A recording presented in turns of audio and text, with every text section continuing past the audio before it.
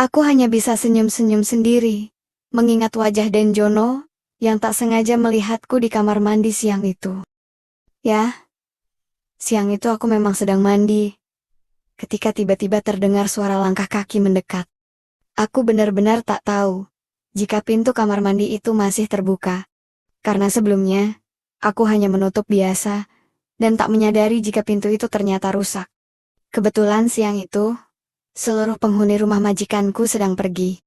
Tak terkecuali, dengan Denjono, yang tak ada jadwal kuliah, dan bersantai di rumah.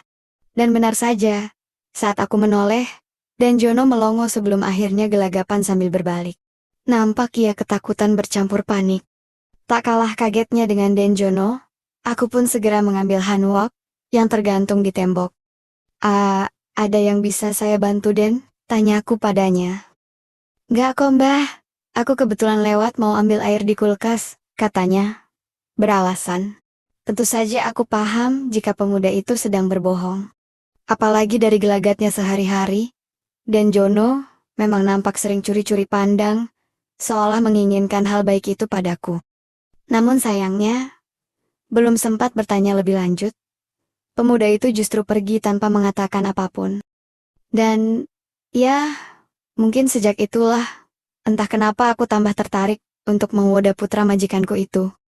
Sebelumnya kenalkan namaku Sri Wahyuni, biasa dipanggil Mbah Sri. Aku berasal dari Jogja, dan pernah 4 kali menikah, tapi tidak pernah bisa halim.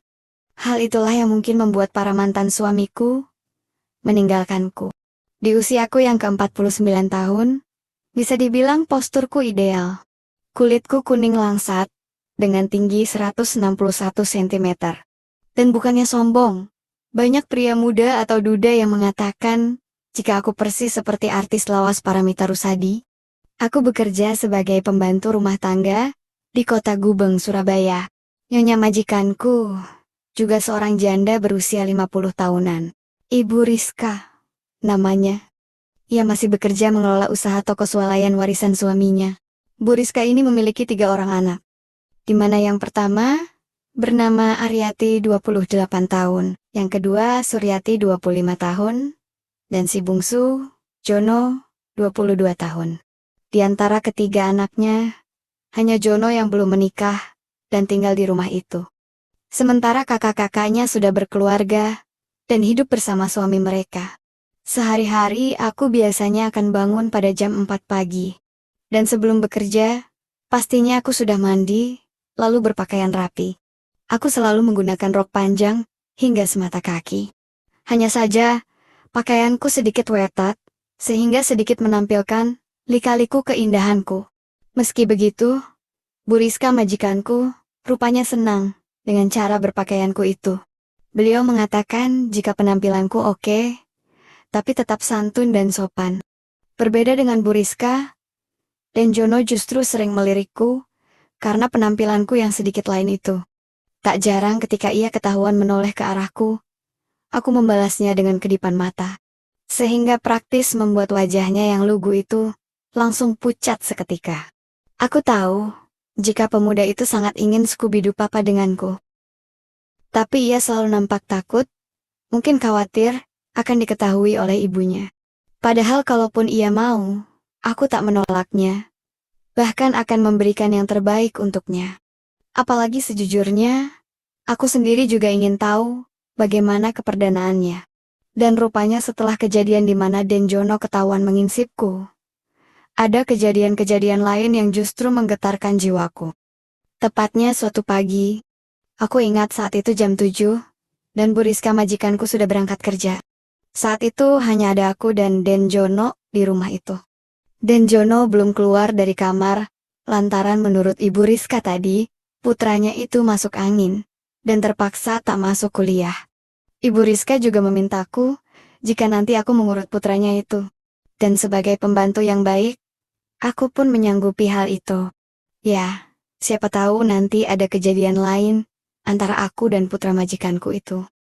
Singkat kata, kira-kira jam 9 pagi, setelah aku selesai beres-beres rumah, aku langsung menuju ke kamar Denjono. Sebelumnya aku sudah berganti baju yang sedikit terbuka. Berharap, Denjono akan terpana dengan penampilanku itu. Denjono, permisi Den, panggilku sembari mengetuk pintu. Semula memang tak ada sahutan, tapi setelah aku berkata, maaf Den, tadi ibu pesan, supaya ngerokin Aden. Setelah berkata demikian, pintu kamar itu pun langsung terbuka. Nampak Denjono terbelalak menyambut kedatanganku. Denjono kenapa? Kok bengong gitu? Kataku membuyarkan lamunannya. Enggak kok mbah. Itu anu mbah. Mbah cantik katanya sedikit terbata. Sementara aku tersipu mendengar ucapannya. Ah, Denjono bisa aja. Tadi kata Nyonya, Denjono masuk angin, apa jadi? Yang mau diurut, tanyaku dengan sedikit manja. Jadi kok mbah? Sahutnya sambil melangkah menuju defense. Entah karena gugup atau apa, tanpa kusuruh pun Denjono segera menyiapkan diri dengan tengurap di divannya. Sambil membantu, kami pun ngobrol ngalor ngidul. Ia menanyakan asal-usul, serta kehidupan pribadiku. Ia tak langsung, to the point. Padahal aku sudah menguyutnya dengan teknik yang cukup memancing keinginannya itu. Jujur saja aku sudah tak sabar. Tapi, berhubung ia belum juga menunjukkan tanda-tanda aneh, maka kutunggu saja sampai ia mengodaku. Tapi rupanya, hingga beberapa menit berjalan, ia belum juga menunjukkan respon lebih.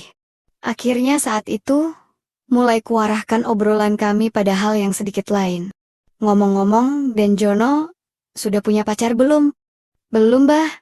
Memang kenapa? Jawabnya, polos. Wah berarti belum tahu dong. Bencananya. Mendengar hal itu, Denjono menoleh. Maksudnya mbah? Tanyanya, penasaran.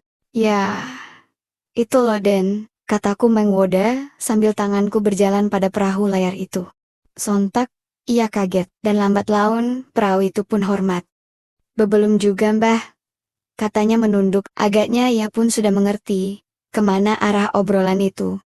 Sejenak Denjono terdiam, dan karena aku pun terlanjur bertindak lebih, maka kulanjutkan obrolan itu. Mau nggak, kalau mbah, ajarin? Sontak wajah pemuda itu merah padam, dan berubah pucat. Kupikir ia malah takut dengan sikapku itu. Tapi rupanya dugaanku salah. Ia langsung beranjak duduk, lalu berkata, sekarang mbah, seketika itu pun aku senang. Apalagi, aku yakin, Denjono sudah terpankuing oleh sikapku.